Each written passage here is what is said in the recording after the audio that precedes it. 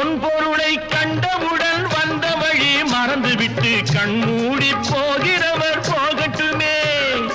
என் மனதை நான் அறிவேன், என் உறவை நான் மறவேன், எதுவான போதிலும் ஆகட்டுமே. நன்றி மறவாத நல்ல மனம் போதும், என்றும் அதுவே என் மூலதனம் ஆகும். கண்ணை நம்பி